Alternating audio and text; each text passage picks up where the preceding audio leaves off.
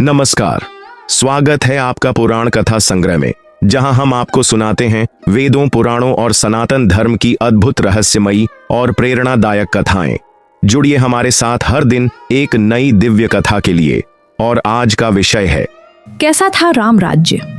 जाने रामचरितमानस में वर्णित राम राज्य की अद्भुत झलक। कहते हैं कि राम राज्य एक ऐसा आदर्श शासन था जहां दुख, दरिद्रता, अज्ञान, अन्याय और पाप का नामो निशान नहीं था। राम राज्य में सभी सुख और संतोष के साथ जीते थे। राम राज्य कैसा था, इसकी कल्पना आज भी की जाती है, और ये कल्पना इसके बारे में और अधिक जानने की जिज्ञासा पैदा करती है।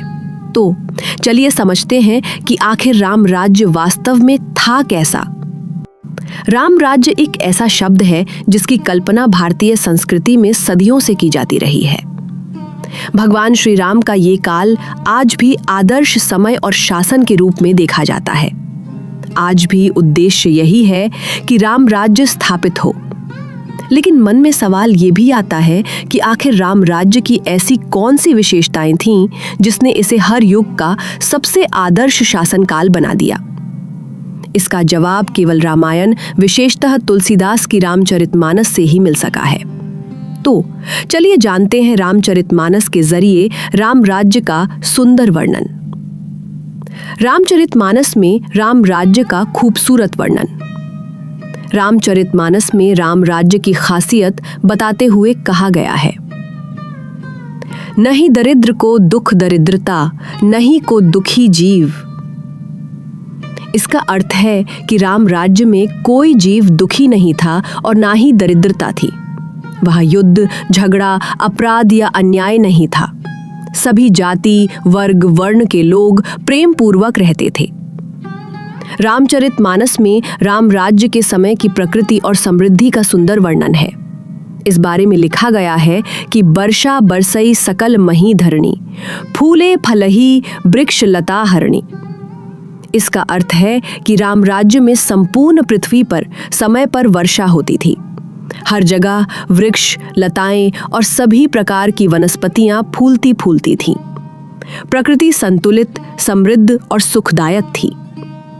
ये पंक्ति बताती है कि राम राज्य में केवल मानव समाज ही नहीं, बल्कि प्रकृति भी प्रसन्न थी।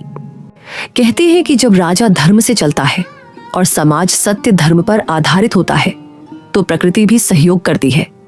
यही राम राज्य की असली खूबी थी। राम राज्य में कोई भी व्यक्ति भूखा नहीं रहता था। सबके पास रहने को घर, खाने को भोजन और पहनने को वस्त्र थे। श्री राम स्वयं न्याय के प्रतीक थे और वे पहले प्रजा का हित देखते थे। वे अपने परिवार और निजी भावनाओं को भी राष्ट्रहित के लिए त्याग देते थे। सभी लोग धर्म, सत्य, करुणा और दया का पालन करते थे। ब्राह्मण, क्षत्रिय, वैश्य, शूद्र सभी अपने धर्म और कर्म के अनुसार आचरण करते थे। जाति, वर्ग, लिंग आदि के आधार पर कोई भेदभाव नहीं था। स्त्रियां भी सम्मानित थीं और उन्हें धार्मिक कार्यों में स्थान प्राप्त था।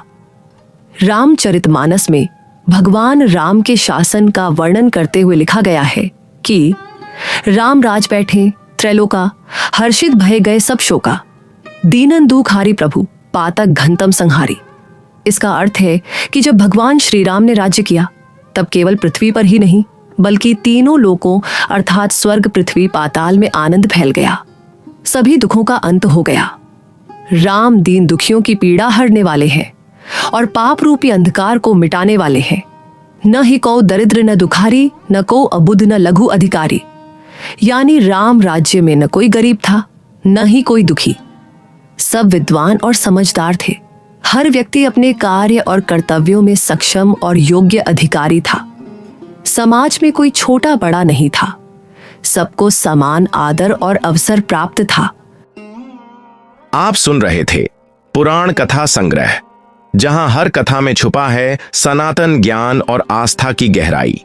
अगर आपको ये कथा पसंद आई हो तो वीडियो को लाइक करें, चैनल को सब्सक्राइब करें और घंटी के निशान को दबाएं, ताकि हर अगली कथा आप तक सबसे पहले पहुंचे।